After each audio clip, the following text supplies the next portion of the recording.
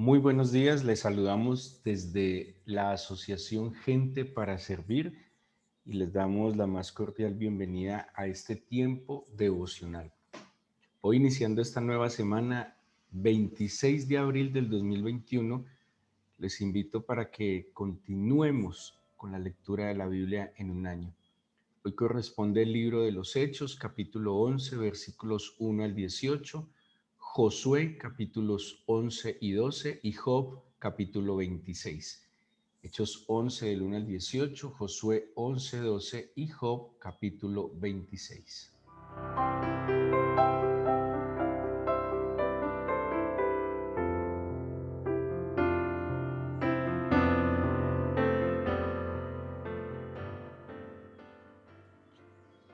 Les invito para que miremos el capítulo 11 del libro de los Hechos de los Apóstoles. El libro de los Hechos nos está describiendo el surgimiento de la iglesia en la historia de la humanidad.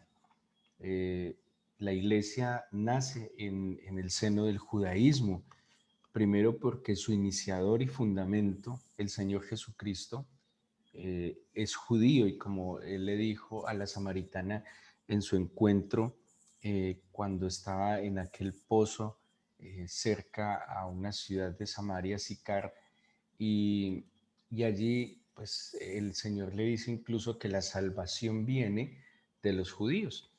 En el seno de esta religión nace entonces el cristianismo y sabemos que al principio no había un culto cristiano definido como tal. De hecho, no se llamaban cristianos, los vinieron a llamar tiempo después en Antioquía, así lo describe el libro de los Hechos. Ellos seguían con sus prácticas de su fe judía, teniendo en cuenta los dichos del Señor Jesús, sus enseñanzas, y poco a poco fueron entendiendo a la luz de la relación con el Señor a través de su Espíritu cómo y qué debían conservar de su fe o en sus prácticas religiosas más bien, o en sus expresiones de fe y que debían ir sacando a un lado. Y no se puede negar que en las prácticas de fe, pues siempre hay una influencia también de las tradiciones, de la cultura y especialmente la religión judía tenía una unión bien particular entre lo que eran sus prácticas de fe y la vida cotidiana. Cuando el Señor a través de Moisés en el desierto le expone la ley al pueblo de Israel, esta ley no eran solo leyes espirituales, era un pueblo esclavo que no sabía manejar la libertad, era un pueblo que iba a heredar una tierra, que debía conquistarla, que estaba heredando promesas dadas a sus ancestros.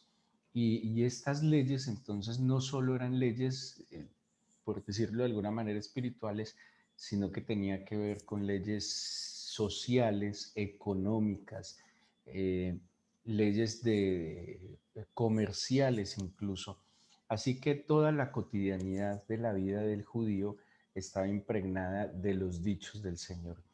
Y por eso su estilo de vida era tan ligado a lo que en la ley mosaica estaba, que no era solo, digamos, como en nuestros países que tenemos una constitución política, que claro, que abarca aspectos religiosos, como permitir el libre culto en el caso de la mayoría de los países donde estamos nosotros, pero, pero que no hace tan parte tan, de manera tan inherente a la cotidianidad como lo era para los judíos. ¿Y por qué menciono esto?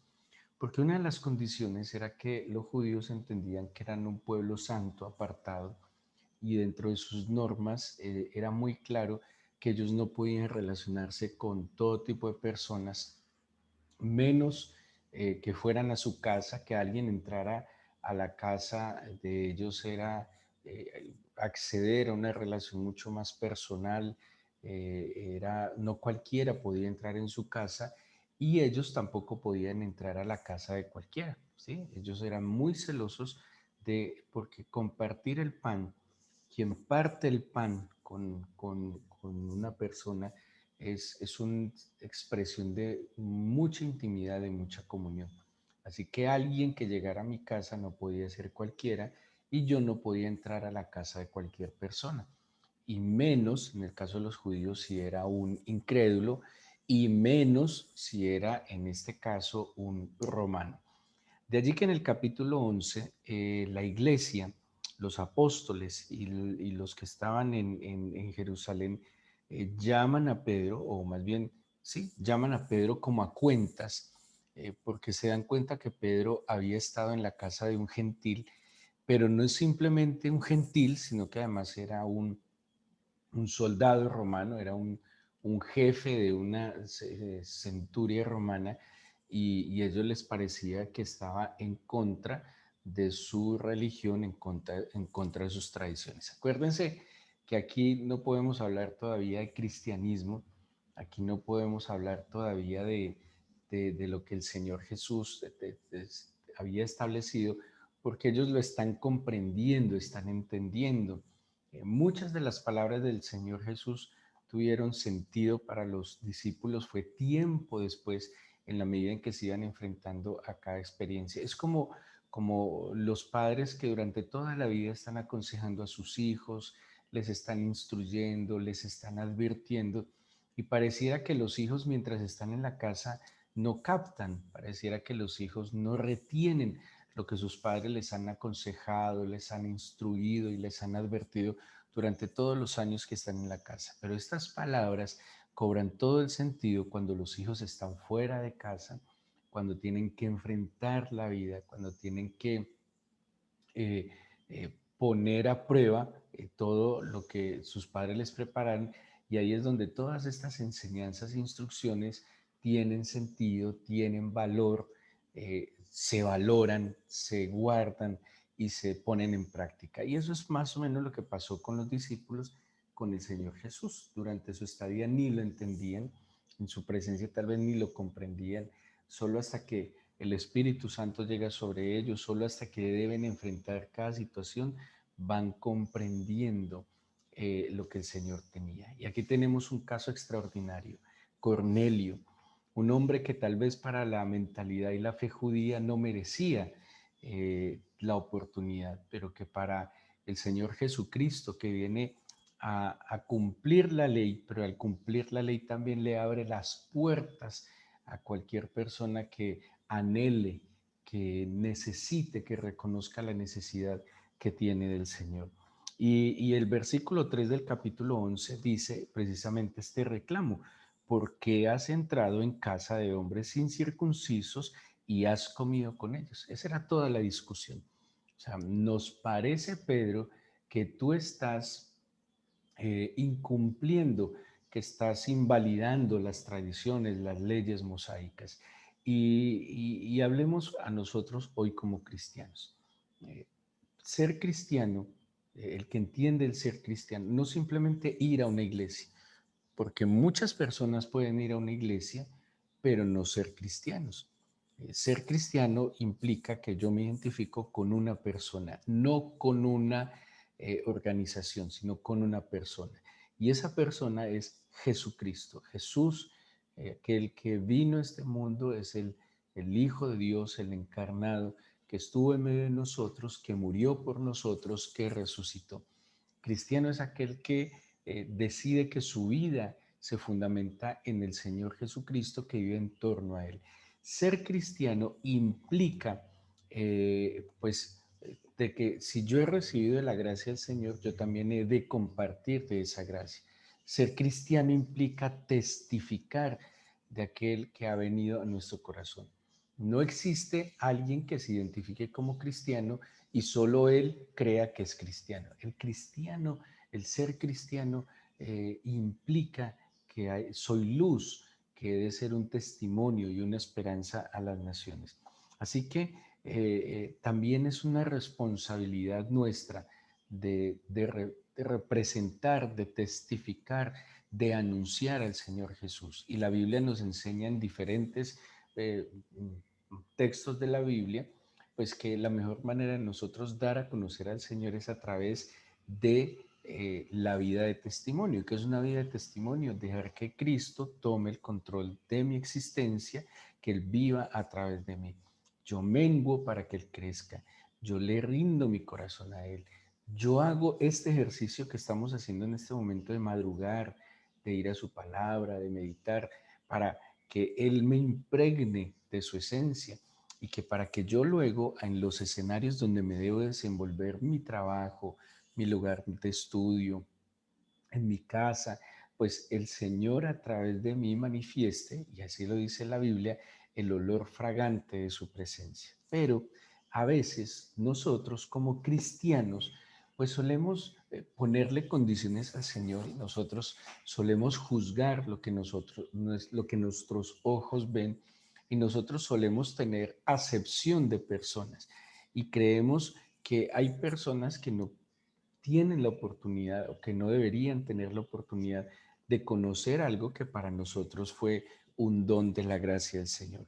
Y aquí, de alguna manera, los discípulos están exhortando o reclamándole a Pedro por qué entró en casa de un hombre aparentemente, eh, pues que no es del pueblo del Señor. Y acordémonos que la Biblia habla que Cornelio era un varón temeroso, que era un varón que oraba siempre y que era un varón piadoso. Esto lo conocía el Señor. Y por eso el Señor tocó el corazón de Pedro para que rompiera. Y si ustedes miran el inicio de la iglesia, implicaba romper estructuras sociales, políticas, religiosas. El inicio del cristianismo muestra claramente que se rompían fronteras que nos distanciaban, culturales, rompían fronteras culturales. Porque el lenguaje del amor, que es el lenguaje del Señor, su esencia, que es el amor, es la manera de traspasar cualquier tipo de obstáculo para que la verdad del Señor llegue a cada corazón. Aquí tenemos entonces, y es muy particular, que Pedro vuelve a narrar lo que está en el capítulo 10, y Lucas le da una relevancia extraordinaria a la conversión de Cornelio porque vuelve a contar la conversión de Cornelio. Claro, es que es el acceso, es una entrada hacia la evangelización del mundo gentil. ¿Y qué tal que Pedro se hubiera negado? ¿Qué tal que Ananías, que fue quien instruyó a San Pablo en sus inicios, se hubiera negado? Hubiera llegado el Evangelio a nosotros hoy. Y una particularidad y algo que el Señor tuvo que hacer con Pedro, un judío seguramente celoso, que guardaba sus tradiciones y le enseñó a través de la visión que tuvo en el terrado de que podía comer si tenía hambre de todos los animales. Pedro le argumentó y le dijo, no, yo no puedo comer cosas contaminadas. Y el Señor le dijo, lo que yo limpié, no lo llames común.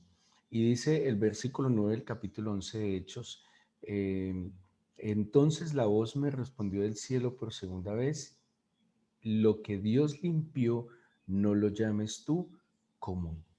Quiere decir que todo aquel que se acerca al Señor Jesucristo, que es perdonado de sus pecados, que se arrepiente, que lo vamos a leer unos versículos más adelante, el Señor lo considera limpio y ya no es común ni es inmundo. Nosotros ya no somos comunes. Nosotros fuimos tomados de entre los hombres. El Señor nos ha tomado como posesión exclusiva suya. Ya no somos del mundo. Estamos en el mundo, ya no somos del mundo. Así que nuestras actitudes y nuestras conductas tampoco pueden ser común. Y hay algo que yo he expresado mucho, que lo común no necesariamente es lo normal. Lo normal es lo que está establecido. Lo normal es lo que está ajustado a una norma divina. Lastimosamente hoy en día lo común, lo que se empieza a hacer de manera repetida, se va volviendo normal. Entonces, el machismo, por dar un ejemplo cualquiera, el machismo nos parece normal, pero es porque se volvió común.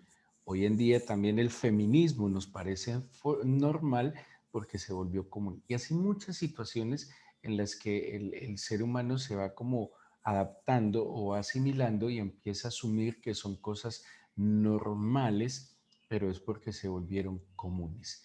Nosotros no somos comunes. Nosotros estamos llamados a ser exclusivos y diferentes. Nosotros, por qué dice esto el Señor? Porque nos limpió, porque su sangre derramada en la cruz nos limpió, nos apartó, nos purificó. Así que nosotros no estamos llamados a tener las mismas reacciones, actitudes y posturas que tiene el común de las personas. Estamos llamados a reaccionar en el espíritu, a llevar cada causa que supere nuestras fuerzas y aún las que no al Señor, a someter al escrutinio divino todas nuestras decisiones, no a seguir viviendo por impulsos o por el que dirán o porque esto está de moda o porque esto es lo común. Estoy llamado a tener una vida diferente, exclusiva, que en verdad manifieste que el Señor me tomó como su posesión, que en verdad manifieste ese sello de amor con el cual fui sellado, ese sello de amor que es el Espíritu del Señor, que Él ha querido derramar en cada uno de nosotros. Dice el versículo 14, cuando le dice, se le aparece la visión a Cornelio. Acuérdense que está repitiendo lo del capítulo 10, cuando le dice que va a venir Pedro. Él le dice el ángel a Cornelio: él te hablará palabras por las cuales serás salvo tú y toda tu casa. ¿Sí? Entonces, cuando viene Pedro donde Cornelio, Pedro, entendiendo que había sido beneficiado de la gracia del Señor, lo que yo recibo de gracia estoy llamado a compartirlo con otros. Y cuando Pedro empieza a hablarle a Cornelio, de los que estaban en su casa, vino la salvación. Pero vino la salvación de una manera además manifiesta, y fue a través de la expresión de la presencia del Espíritu Santo. Y dice que comenzó a hablar, versículo 15, cayó el Espíritu Santo sobre ellos también, como sobre nosotros al principio. Y al final dice el versículo 18: entonces oídas estas cosas, callaron y glorificaron a Dios, diciendo: de manera que también a los gentiles ha dado Dios arrepentimiento para vida. Quiero terminar simplemente con que concluyamos en algo. La gente a nuestro lado se está muriendo y está yéndose a una eternidad sin el Señor. Gente que comparte con nosotros, gente que vemos a diario, gente que seguramente queremos, que tenemos afecto hacia ellos, compañeros de trabajo, de estudio, amigos de la infancia, familiares. No solo por esta situación del coronavirus y tal, sino por tantas circunstancias que vive el mundo diariamente. Las personas se están yendo a una eternidad, y se están yendo a una eternidad sin el Señor. Ahora, ¿qué estamos haciendo nosotros? Estamos asumiendo esa postura religiosa como los discípulos, que creían que al ser creyentes los hacía ser exclusivos, apartados, pero egoístas. Una cosa es que yo soy diferente, exclusivo y apartado y no soy común. Otra cosa es que yo sea egoísta y que yo sea sectario y que yo crea que aquellos que me rodean no tienen la oportunidad que yo tengo. ¿Cómo estamos dejando nosotros que las personas que amamos no conozcan al Señor? Ahora, ¿cómo deberíamos orar? Deberíamos empezar a pedirle al Señor que sus corazones sean movidos al arrepentimiento, porque si no hay arrepentimiento, no hay perdón de pecados. Si no hay perdón de pecados, no hay salvación. Debemos empezar a pedirle al Señor que nos dé la oportunidad. Bueno, la oportunidad la tenemos de orar para que Dios toque los corazones, disponga los corazones, para que el Señor quite el tapón de los oídos, para que el Señor abra los ojos, para que el Señor quite la coraza de esos corazones endurecidos, que tal vez es de nuestros propios hijos, de nuestros padres, de nuestros hermanos, de personas que amamos. Empecemos a pedirle al Señor que ponga estorbo en el camino de nuestros hijos, que no permita que se desvíen lejos del Señor. Pidámosle a Dios con todo nuestro corazón que se sirva de nosotros, que así como la salvación llegó a nuestro ser porque Dios se sirvió de alguien, pues que este río de agua viva no se puede contener y que fluye a través de nosotros. En verdad, ¿qué estamos haciendo por la salvación del mundo? En verdad, ¿qué estamos haciendo por la salvación de nuestros seres amados? Pedro tuvo una gran lección. El Señor no tiene acepción de personas. El Señor tiene mucho pueblo en esta ciudad. El Señor tiene personas que están anhelantes de conocerle, de recibir el don divino, de recibir la instrucción. Pero ¿qué estamos haciendo nosotros como cristianos? ¿Cuál es el papel que estamos jugando en este momento histórico, crítico y crucial de la humanidad? Un momento donde hay miedo, hay unas contradicciones extrañas. Hay miedo, hay dolor, hay muerte, hay corrupción. Pero por otro lado, la gente parece que vive sin sentido, con insensatez, irresponsables, como decía Epicuro, comamos y bebamos que mañana moriremos.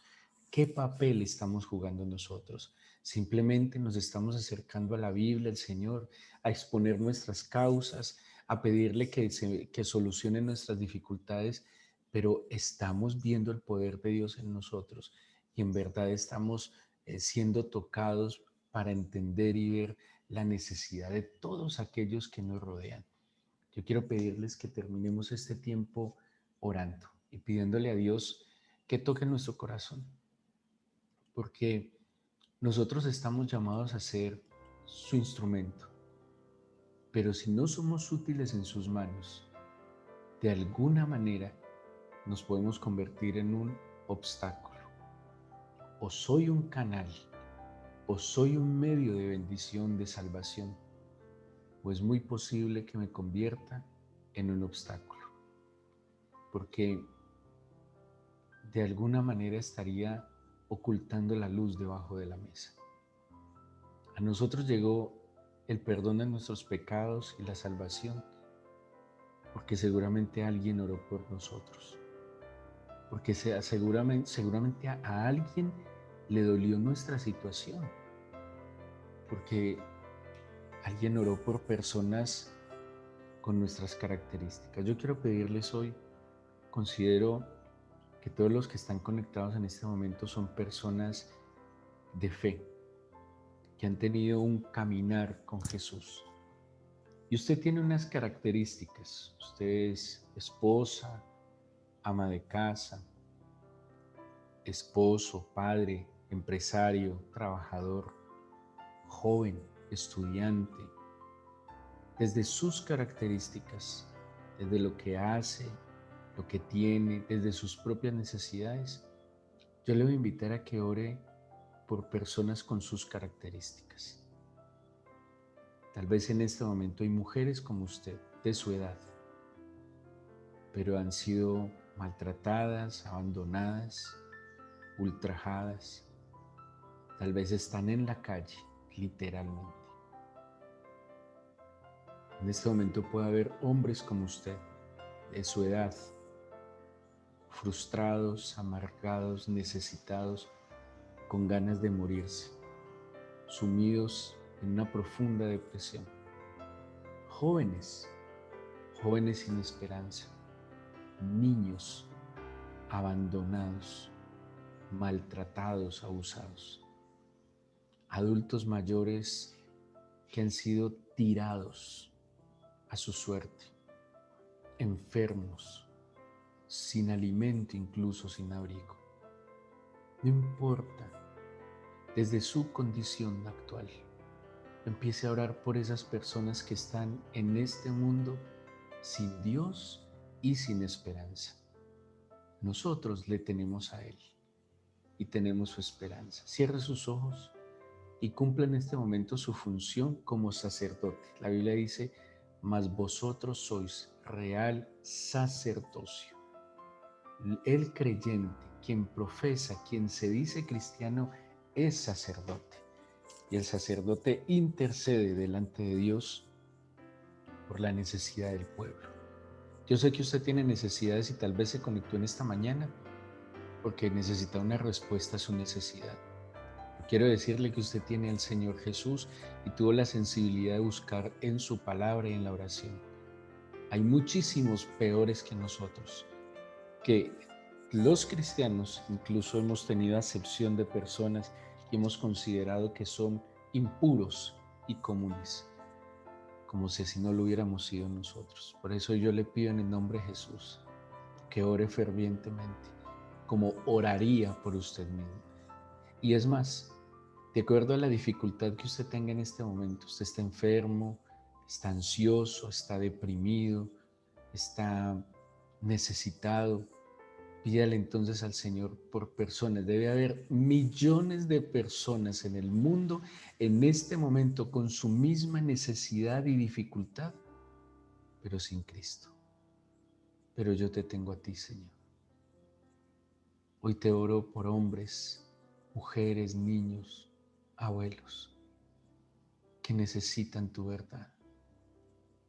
Ven a sus corazones, mueve sus corazones al arrepentimiento genuino. Yo te pido que les des la oportunidad de conocerte como me la diste a mí, Señor. Extiende tu misericordia, sírvete de un ángel, de un mensajero que les lleve las buenas nuevas. Muchas de estas personas por las que oro tal vez son conocidos míos. Permíteme entender que estoy puesto en un entorno para llevar vida y salvación, consuelo y esperanza. No me permitas dar mal testimonio solo pensando en el dinero, en producir, en crecer económicamente, en alcanzar muchos objetivos y metas en este mundo, sino me he trazado la meta de salvar a los que están conmigo en este barco. Así oraba Pablo. Pablo cuando vino el naufragio, y eso que eran puros delincuentes, casi 300 personas, y Pablo te decía, concédeme a los que están conmigo, concédeme a los que navegan conmigo. ¿Qué tanto le oramos al Señor que conceda los que estudian con usted, que Dios le conceda salvar a los que trabajan con usted? Tan solo cuánto oramos por los que moran en su casa. Concédenos que nuestros padres, hijos, hermanos, abuelos se salven, Señor, que no se vayan a una eternidad sin ti. Yo te pido que extiendas tu mano y que avives tu obra en tu pueblo, que despiertes la iglesia, Señor, que sensibilices el corazón de los creyentes y que si hemos recibido de tu gracia, de esa misma gracia también dará a otros. Bendícenos en este día.